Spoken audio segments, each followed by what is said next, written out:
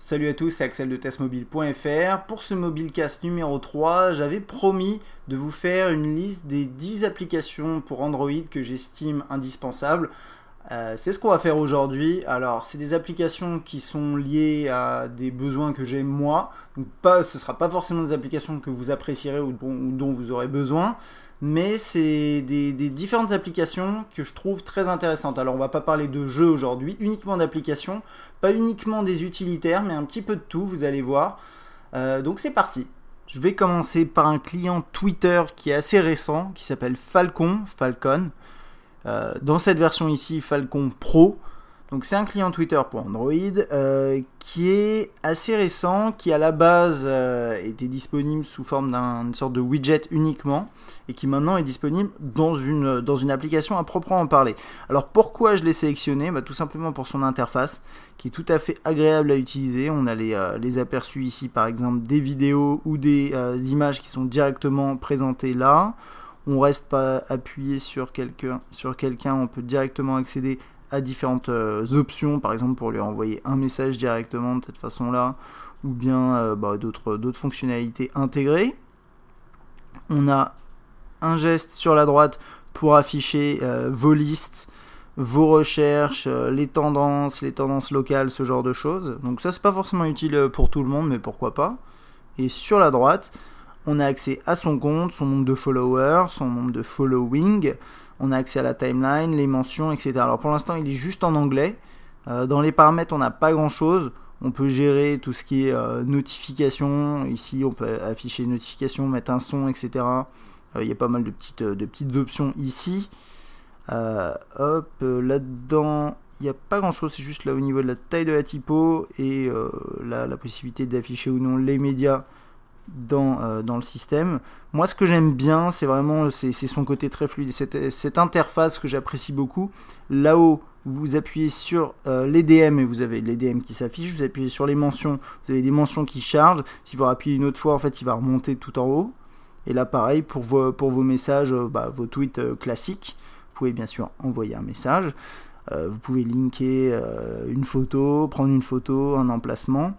Alors aujourd'hui, c'est une application qui est un petit peu encore en bêta, c'est-à-dire qu'il manque des fonctionnalités. Par exemple, il manque la possibilité d'ajouter plusieurs comptes dedans. Il manque, c'est assez ironique, mais il manque un widget, malgré le fait qu'à la base, le développeur a commencé en proposant Falcon sous forme de widget. Mais ça devrait arriver, c'est prévu apparemment d'après le développeur. Il me semble d'ailleurs que c'est un développeur français, donc pourquoi pas. C'est une application qui coûte 79 centimes sur le Play Store et je vous invite à regarder dans la description sur YouTube ou sur Test Mobile pour accéder au lien. D'autre part, là je ne vais pas pouvoir vous le montrer, mais sur tablette on a une interface vraiment bien gérée avec des systèmes de colonnes, donc je vous invite vraiment à l'essayer, surtout si vous avez une tablette. Vous dépensez 79 centimes pour votre smartphone et vous avez également la version tablette qui est associée. Deuxième application que je vais vous présenter, et là c'est plutôt même une série de widgets, un système de widgets. C'est sûrement celui qui est le plus connu, et si vous ne le connaissez pas, essayez-le, ça s'appelle Beautiful Widgets. Si vous avez le désir d'afficher sur votre écran d'accueil Android l'heure, la date, la météo, des raccourcis pour pouvoir accéder à votre calendrier, gérer la luminosité, etc. C'est une très très bonne solution qui est également d'ailleurs développée en France par Level Up Studio. Alors, en fait, vous avez une application et une fois que vous avez ajouté vos widgets, vous pouvez aller gérer chacun de vos widgets ici. La base est assez simple. C'est une série de widgets avec différentes tailles qui sont affichés ici. Donc batterie, c'est pour tout ce qui est autonomie. On a tout ce qui est heure avec clock. Text clock, c'est de différents types d'heures. Today, vous allez voir, c'est juste l'affichage de la date. Toggle, c'est pour tout ce qui est les passages de... vous avez tous les paramètres en accès rapide que vous pouvez configurer. Et la météo. Quand vous ajoutez un widget, donc par exemple j'ajoute celui-ci, hop, on a un petit écran de configuration qui s'affiche, qui est très pratique, qui permet de visualiser la tête qu'il a. Donc on peut configurer la ville, ajouter plusieurs villes. Ici, on peut changer son nom pour pouvoir le gérer différemment. Ensuite, très intéressant, on a son apparence. Et c'est là que ça devient extrêmement puissant. On peut gérer ici les différents thèmes liés au widget à proprement parler, au contenu du widget. Donc là typiquement c'est des icônes. Et là, on peut installer différents thèmes pour les widgets qui permettront de modifier l'aspect visuel ici. Donc là, par exemple, je l'ai changé, et voilà, vous voyez, il a changé. Et ce qui est sympa, c'est qu'il y a toute une communauté avec des centaines de thèmes qui sont disponibles ici, dans une sorte de petit market intégré. Avec, vous avez tous les thèmes qui s'affichent ici. Donc là, bon, ça en fait un bon paquet, on va pas tous les regarder bien entendu, il y en a des moches, il y en a des réussis, c'est à vous de trier, vous retrouvez vos thèmes ici, vous pouvez en télécharger, donc là par exemple je vais vous montrer, je vais en télécharger un, hop, Cartoon, donc là j'ai la page avec toutes les informations qui sont affichées, hop,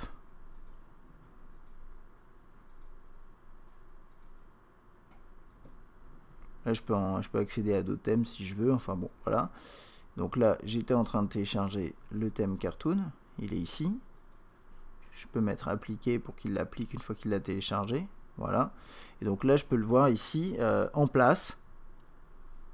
Mais je peux aussi également changer la couleur du texte, ce genre de choses, si j'ai envie. Bon, bah là, après, c'est à vous de voir. Je pense que là, ouais, ici, c'est pas terrible comme couleur. Donc on va repartir sur un petit blanc. Masquer le fond si vous avez envie. Voilà.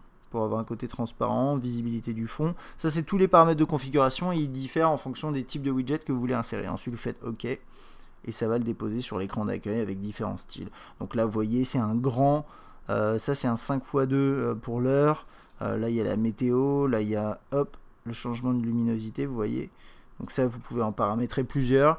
Je trouve que si vous aimez voilà, la personnalisation de l'écran, et que vous avez besoin d'afficher la météo, l'heure, les accès rapides de ce type-là, c'est vraiment une excellente solution. C'est un système de widget qui coûte 2,39 € actuellement et qui permet de faire beaucoup de choses. Et ce que j'aime bien, c'est toute la partie personnalisation qui est très très puissante. Donc à conseiller, enfin je vous le conseille, si vous avez des besoins spécifiques liés à ces types de widgets. Dernière chose, dans Android 4.2 et depuis les récentes mises à jour, vous avez la possibilité de rajouter sur l'écran de déverrouillage un widget, Beautiful Widget. Donc là, typiquement, hop, je peux rajouter le widget comme celui-ci là. Il y a toujours autant de personnalisation et toujours des options ici. Je vous ai pas montré ça, mais vous pouvez régler ce qui se passe quand vous appuyez sur les différents éléments à l'écran. Donc typiquement, je touche sur l'heure. Bah, il va me dire quelle application lancer, enfin ce genre de choses. Je vais juste l'appliquer pour vous montrer à quoi ça ressemble. Voilà, il ressemble à ça. C'est plutôt réussi. Et si vous le placez au milieu, voilà, vous avez accès directement au widget quand vous déverrouillez votre écran. Enfin, quand vous appuyez sur le bouton sur le côté droit de votre appareil sous Android 4.2, je trouve ça très pratique.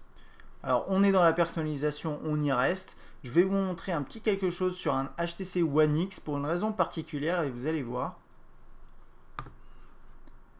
Alors j'ai choisi le One X, pourquoi? Parce qu'il intègre la surcouche Sense, et qu'avec Sense, il y a un truc qui manque, c'est des accès rapides dans le tiroir des notifications qui peuvent, voilà, c'est des choses qu'on trouve sur des terminaux comme les terminaux de Samsung, mais pas uniquement, et qui peuvent manquer éventuellement sur ces appareils-là. Alors moi j'ai trouvé une petite application qui s'appelle Power Toggles, donc qu'on trouve gratuitement, ça c'est intéressant, sur le Play Store, et qui permet d'afficher un widget sur l'écran d'accueil de cette façon-là. Mais ça, c'est pas le plus intéressant parce que ce widget-là, vous l'avez de base.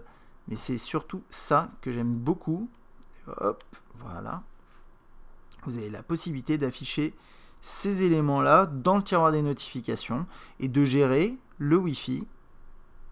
Ça, c'est l'économie... Non, ça, c'est la lampe torche, pardon. Je croyais que c'était le système d'économie d'énergie. Vous avez la luminosité ici. Voilà. Et il avait un petit peu du mal avec la luminosité. Ça clignote un petit peu. Là, hop, je sais plus pourquoi c'est. Je sais plus. Ça, c'est pas grave. Enfin bon, bref, voilà, vous avez pas mal de fonctionnalités ici. Et je vais vous montrer un petit peu ce que ça donne quand vous allez chercher dans les options. Parce qu'il y a quand même quelques petits paramètres.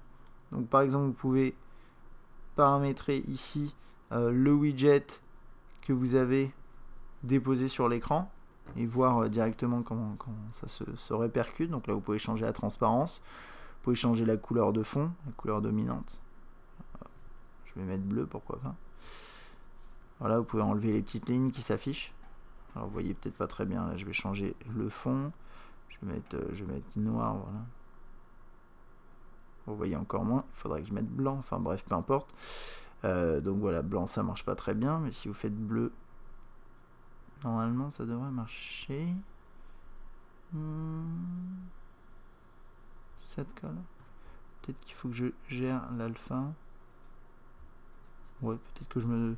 Ah non, ça c'est les boutons, ok. Bon, enfin bon, voilà, vous pouvez personnaliser votre application ici, votre widget comme vous le souhaitez, et ça c'est plutôt pratique. Et hop, vous pouvez faire OK, ça va l'éditer sur l'écran d'accueil. Et puis vous avez une Notification Widget ici à faire Enable, Disable, donc c'est celui qui est là-haut. Il y a d'ailleurs une fonctionnalité qui permet d'afficher là-haut la batterie, l'autonomie restante. Bon, vous n'êtes pas obligé de le mettre, hein, mais moi je le mets, je trouve ça sympa. Là, vous pouvez changer son aspect ici, vous pouvez mettre également la date si vous avez envie. Voilà, hop, là j'ai rajouté la date normalement. S'il veut bien se mettre à jour, peut-être il faut faire Done. Voilà, ce genre de truc. Vous pouvez changer, mettre la version d'Android. Enfin bon, voilà, vous avez quelques petits trucs ici. Et bien sûr, vous pouvez personnaliser tout ça également. Hein. Vous pouvez changer un peu l'aspect de ce widget là. Donc voilà, par exemple là il est rouge, c'est assez moche, mais c'est personnalisable, ça c'est sympa. Vous pouvez activer l'option Pin on Top, qui permet en fait tout simplement de faire en sorte que ce widget là, en fait c'est une notification, mais il restera toujours en haut. Donc ça c'est pratique. Puis je crois que c'est à peu près tout. Hein. On a fait à peu près le tour. Vous avez quelques autres petites fonctionnalités ici. Et ça permet d'aller assez loin. Donc par exemple là le double clic. Hop. Voilà, vous pouvez activer cette fonctionnalité.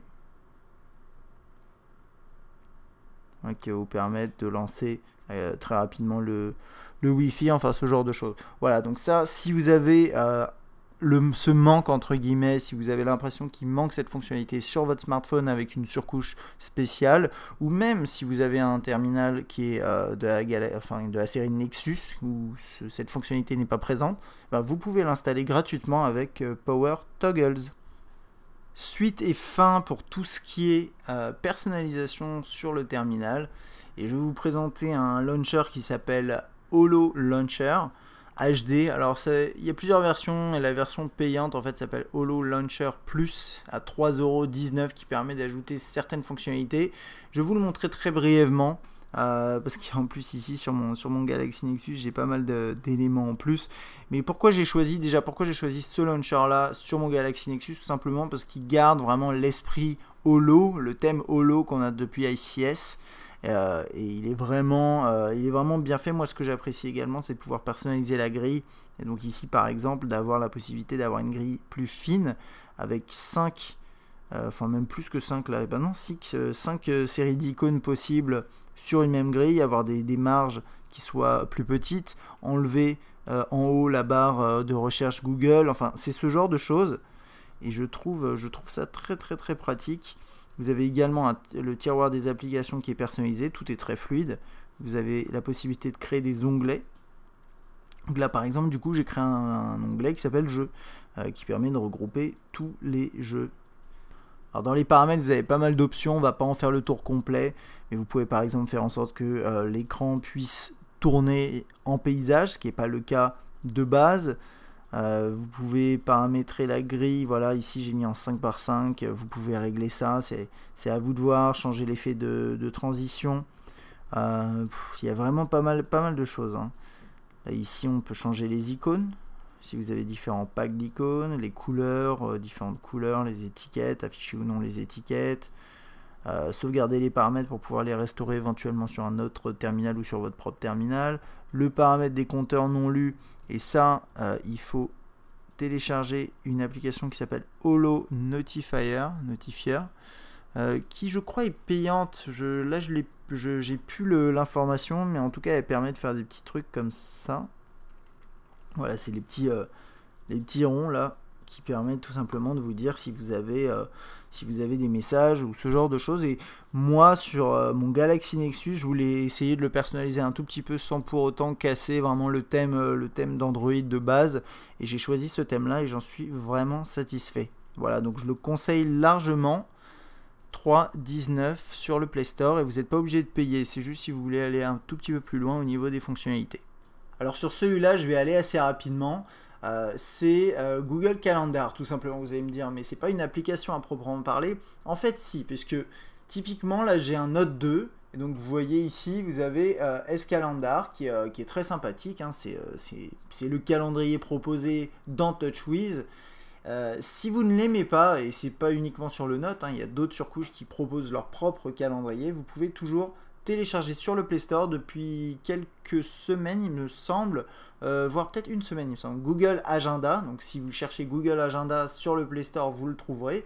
Donc pour retrouver finalement le calendrier de base d'Android, qui est très sympathique. Si vous n'aimez pas votre calendrier que vous avez, ou si vous voulez avoir deux applications de calendrier, pourquoi pas, hein, ça peut avoir un intérêt. Et là-dessus, après, vous avez vraiment toutes les fonctionnalités qu'on trouve sur Google Agenda de base, donc avec le pinch zooming sur les jours, etc. Plus les nouvelles fonctionnalités qu'on a récemment. Donc, par exemple, quand vous ajoutez un rendez-vous, vous avez la possibilité de définir le lieu et vous avez des propositions de lieu qui s'affichent, ce genre de choses, et il est très puissant. Donc regardez, si vous n'aimez pas votre calendrier actuellement, vous pouvez télécharger Google Calendar, il est gratuit bien entendu sur le Play Store. Alors pour rester dans le thème de la productivité, on va dire de l'organisation, je vais vous présenter une application qui s'appelle AnyDo, any.do, qui est une application gratuite. Il faut se créer un compte. Et c'est une application qui permet de gérer vos tâches. Alors moi, la raison pour laquelle je l'aime bien, c'est qu'elle synchronise avec Google Task. Vous pouvez l'avoir également sous Chrome, sous forme d'application, mais pas uniquement. Et elle est très bien conçue. Là, par exemple, on a différents thèmes. Donc là, sur fond noir, on peut également basculer sur fond blanc. On peut rechercher très facilement une tâche de cette façon-là, en rajouter également facilement. On a les différents dossiers qui s'affichent, mais vous pouvez également changer cet affichage-là. Donc là, par exemple, je suis en mode dossier. Vous pouvez vous mettre en mode date. Voilà. Synchroniser si vous voyez que vos tâches ne sont pas synchronisées. Donc là, vous pouvez le faire. Moi, c'est déjà fait, donc je vais pas le lancer. Dans les paramètres, vous pouvez changer le thème. Je vais passer sur fond blanc juste pour vous montrer à quoi ça ressemble. Voilà. On va le laisser comme ça pour l'instant. Donc vous avez que deux thèmes, c'est pas beaucoup, mais bon, ça va. Vous pouvez masquer ou afficher la barre d'état. Donc en fait, c'est là-haut, il y a une barre où il y a écrit aujourd'hui, et avec écrit les différentes tâches dans la barre d'état, dans le tiroir des notifications. Ça peut être pratique. Moi, je l'ai enlevé parce que je trouvais ça un peu pénible, mais à vous de voir. Là, vous avez différentes options qui permettent. Alors ça, je sais plus ce que c'est. Secouer. Je crois que vous secouez l'appareil, ça va peut-être remettre à jour vos tâches, ou je sais plus exactement. Mais enfin bon, vous avez différentes fonctionnalités ici. Et il y a un petit truc qui est sympa aussi. Par exemple, je sais pas, je vais dire, on va dire de test d'autonomie. Ça, je l'ai fait. Donc hop, on peut barrer comme ça. Vous voyez. Donc ça, c'est très simple pour marquer une tâche comme lue. Puis après, du coup, ça va se mettre à jour sur votre compte AnyDo, qui met à jour votre compte Google Task. Et donc c'est assez bien fait. C'est une bonne petite application. Et dernière chose, vous avez des widgets. Et quand je dis des, c'est parce que vous avez plusieurs tailles. Après, vous avez le même contenu dans le widget. Il s'affiche ici. Mon préféré, c'est le redimensionnable. Hein. Hop, c'est le plus simple. Alors là, c'est parce que j'ai un launcher, mais sinon, de toute façon, il est redimensionnable. Voilà, je peux faire ça comme ça. Ah, lui, ça va pas aller. Je vais l'enlever. Toc, voilà, et vous avez votre liste qui s'affiche ici. Et ça marche vraiment bien. Donc, si vous avez besoin d'une application aujourd'hui pour gérer vos tâches, je pense que AnyDo, c'est sympathique, notamment grâce à son interface qui est réussie et à sa synchronisation, la possibilité de synchroniser avec Google Task, qui pour moi est nécessaire, mais peut-être pas pour vous, à vous de voir. Autre application bien pratique, enfin je trouve, c'est Battery HD, qui est gratuit, c'est une application gratuite qui est disponible sur le Play Store et qui est développée par des Suisses, si je ne me trompe pas. Qui mêle en fait différentes choses. Vous avez l'application qui est là, vous avez également un widget plus un élément dans la barre de notification. Moi je ne l'ai pas ajouté, mais vous pouvez l'ajouter. Grosso modo, à quoi sert cette application? Alors là, on la voit sur le S3 Mini pour voir un petit peu l'autonomie proposée. Et en fait, c'est bien ça le but de cette application. Elle va vous permettre de calibrer, entre guillemets, l'autonomie de votre terminal à travers différents tests. Vous dire ensuite, en fonction du chargement, du niveau de charge de votre mobile, combien de temps vous avez encore en lecture musicale, en lecture vidéo, en conversation, sur Internet.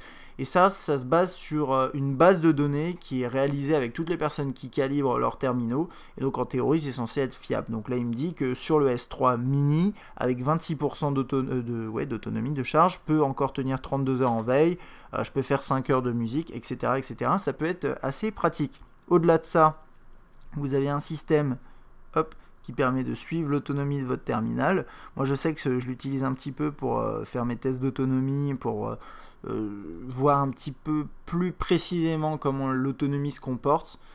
Je ne l'utilise pas en tant que tel pour faire mes tests, mais plus pour vraiment étudier le truc. Là, par exemple, vous avez une courbe avec le détail sur la durée, donc je trouve ça assez bien fait. Qu'est-ce qu'on a ici? Je ne me rappelle plus. Ça, c'est voilà. Bon, ça permet juste d'accéder à ça.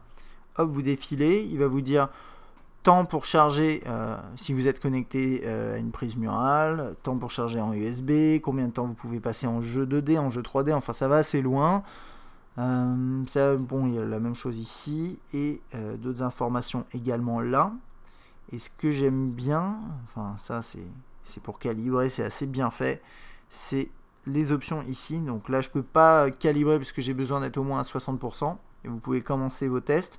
Et vous avez un test musical, un test vidéo et un test internet qui permet pendant une demi-heure de faire une action répétitive. Donc par exemple sur internet, en vidéo ça va lire des vidéos pendant une demi-heure. Pareil pour la musique, ils vont jouer de la musique pendant une demi-heure. Je ne sais pas si c'est exactement fiable par rapport au lecteur classique, puisque là il va charger dans son lecteur à lui, il va pas charger un fichier musical dans le lecteur de l'appareil, et du coup je ne sais pas si c'est réellement représentatif, mais en tout cas ça permet de calibrer le terminal pour ensuite avoir les différentes informations qui s'affichent à l'écran.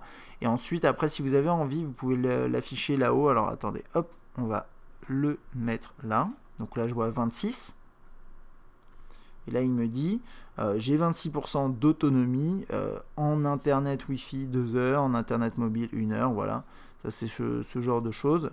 Et je peux définir quelles informations je vais afficher. Typiquement, moi, si toutes ces données-là ne m'intéressent pas, ça peut être musique et veille. Hop, voilà. Et donc là, je peux voir très rapidement musique et veille, combien de temps il me reste. Donc, c'est vraiment très pratique parce que c'est une application qui est gratuite, qui est mise à jour régulièrement, et qui fonctionne tout simplement très très bien si vous voulez suivre votre autonomie et avoir un accès rapide à ce genre d'informations qui sinon sont assez compliquées à obtenir. Voilà. On change complètement de sujet pour cette avant-dernière application. C'est la série des applications Runtastic. Donc Runtastic à la base, c'est une application qui permet de suivre vos évolutions sportives en course, principalement en vélo et ce genre d'activité. Mais ils ont aussi développé une série d'applications qui permet de s'entraîner à différentes activités, plus on va dire de musculation, ce genre de choses. Donc là par exemple, j'ai téléchargé l'application Runtastic Push-Ups, donc qui est vraiment sympa et qui fait partie on va dire d'une série d'applications. Vous avez, pour tout vous dire, là je suis sur leur page d'application sur le Play Store. Ils ont ce même type d'application pour Runtastic de base pour courir. Vous avez Push-Ups, donc c'est pour les pompes. Vous avez Sit-Ups, c'est pour tout ce qui est abdos. Vous avez les squats, vous avez les Pull-Ups, ça c'est pour les tractions. Et je crois que c'est à peu près tout. Ouais, voilà. Après vous avez différentes versions, hommes-femmes, vous avez des versions pro, vous avez des versions gratuites. La version pro permet d'avoir un petit peu plus d'objectifs. Donc par défaut, quand vous lancez, en fait, vous avez voilà, la possibilité de vous définir plusieurs objectifs. Et ici, c'est des systèmes de badge un petit peu pour vous motiver. Donc là, typiquement, 20, c'est, je sais plus, alors c'est un peu étrange parce que c'est pas exactement 20 pompes d'affilée, parce qu'en soi, c'est pas compliqué. C'est plus Typiquement, quand vous faites 20, il va vous demander de faire une centaine de pompes et après il va dire que ça fait partie de la série 20. Après, je suis pas exactement sûr du fonctionnement pour tout vous dire, mais ce que je sais, c'est que ça fonctionne vraiment très bien. Et un truc que je trouve très malin, alors c'est quand vous commencez une session, en tout cas ici pour cette application de pompe, vous faites des pas, il va vous dire de vous positionner de cette façon-là, en face de votre appareil. C'est assez original. Et quand vous faites vos pompes, donc là il va préparer, et donc là il vous dit vous faites 36, 26, 22, 22 et 14. Vous devez descendre et toucher avec le nez en fait. Et du coup, ça conduit ça enregistre la pression sur l'écran et ça compte comme une pompe. Alors le but c'est pas de tricher en faisant comme ça, hein, bien sûr, mais c'est assez bien fait. Donc je vais abandonner ici parce que c'est pas terrible. Et après vous pouvez partager vos exploits sur Facebook, etc. Donc ça c'est plutôt bien fait. Donc ça c'est pour l'application Push-Ups, donc pour les pompes. Ensuite, vous voyez ici, en fait, ça va s'intégrer avec vos comptes, parce que vous avez un compte Runtastic. Donc là, ça va s'intégrer avec, et donc par exemple pour les flexions, les tractions, les abdos, vous allez avoir toutes vos stats qui vont s'afficher dans l'application lancée. Par exemple, pour les abdos, ça marche différemment. Ça marche avec l'accéléromètre. Vous tenez l'appareil contre vous et vous faites des pompes. Enfin, vous faites des abdos, et quand vous bougez comme ça va compter à chaque fois un abdo. Donc c'est bien fait, c'est assez sympa si vous n'avez pas envie de dépenser de l'argent pour aller dans une salle. C'est moins bien sûr qu'un coach ou qu'une salle de sport, c'est pas en remplacement on va dire, mais si vous avez envie ou pas le temps de faire du sport dans une salle, ça peut être sympa de télécharger ces applications qui coûtent pas très cher. Donc là par exemple cette application là pour les pompes en version pro avec un peu plus d'objectifs, elle est à 89 centimes. C'est ce genre de choses, vous achetez des espèces de plugins qui viennent se rajouter sur votre compte Runtastic. Au final vous pouvez en avoir pour environ 5 € je pense, si vous voulez aller vraiment le plus loin possible en achetant toutes les applications. Et après il y a Runtastic Pro qui est à 5 €, donc ça fait une dizaine d'euros pour toute la suite entre guillemets. Je trouve que c'est pas trop mal pour des applications qui sont très bien faites. Et pour finir cette sélection de 10 applications Android pour ce Mobilecast numéro 3, j'ai choisi mon petit chouchou entre guillemets qui permet, c'est une application de saisie de texte, c'est un clavier pour Android que vous connaissez déjà, c'est pas la première fois que j'en parle, mais je voulais finir avec cette application là. Elle s'appelle SwiftKey, vous la connaissez, elle a été téléchargée plus d'1 million de fois sur le Play Store, donc c'est beaucoup. Et là récemment elle a sorti une fonctionnalité qui s'appelle Flow, j'en ai parlé, j'ai publié une vidéo. Donc je vous invite à la regarder. Et c'est un petit rappel juste en vidéo pour vous montrer les capacités, les possibilités offertes par SwiftKey. Donc là vous avez en fait, c'est un clavier qui s'ajoute dans Android avec la possibilité de le sélectionner ou non ici.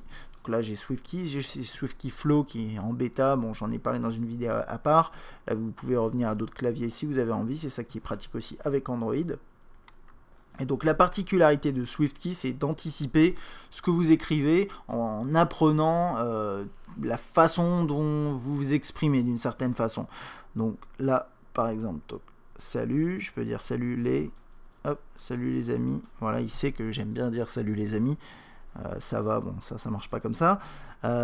Donc c'est assez bien, c'est plutôt fluide comme application. Vous avez également, la saisie vocale qui fonctionne, mais là c'est vraiment intégré avec le fonctionnement de base dans Android, donc ça n'a rien à voir en soi avec SwiftKey, c'est juste que c'est intégré dedans et ça marche bien.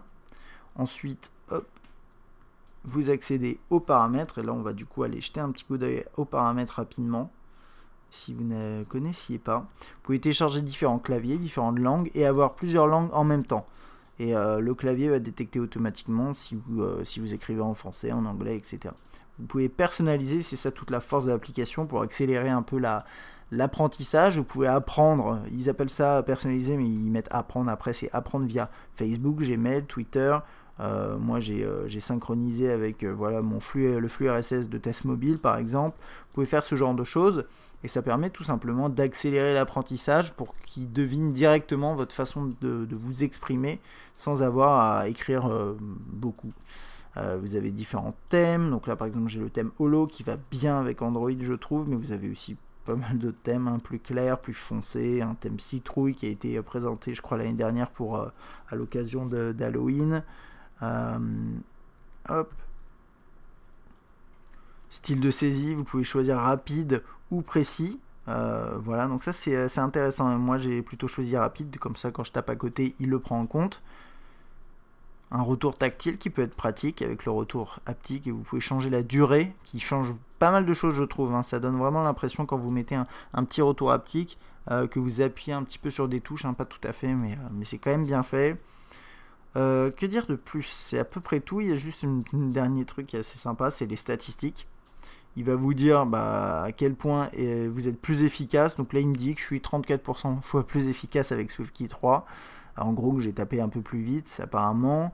Il a corrigé 5000 fautes de frappe, il a enregistré 23 000 touches, il a prédit 131 mots, etc., etc., etc. Et vous avez la carte thermique également de votre saisie texte, et ça va vous montrer en gros, il y a certaines lettres où vous tapez plus à côté que d'autres, mais lui, il va anticiper ça pour pouvoir vous permettre de taper un peu mieux. Donc visiblement c'est comme ça que je tape, donc c'est un peu déformé dans tous les sens, et votre carte sera forcément différente.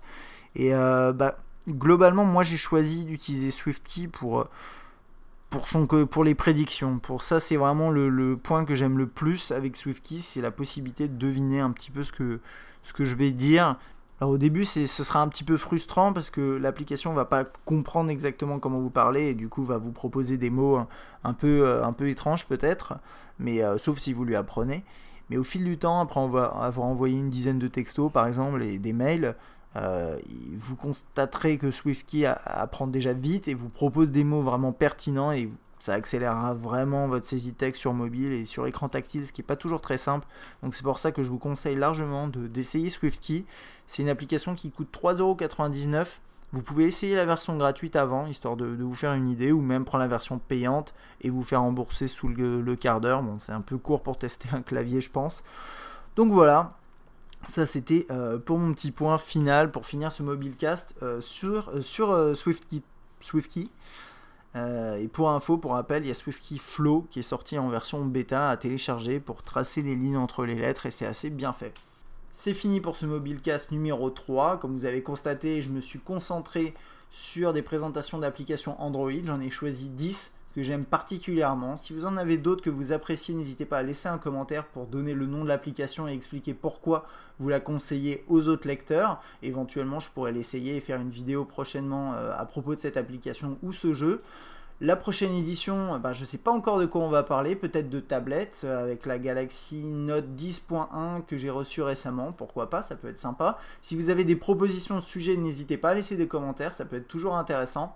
Et moi je vous dis à bientôt.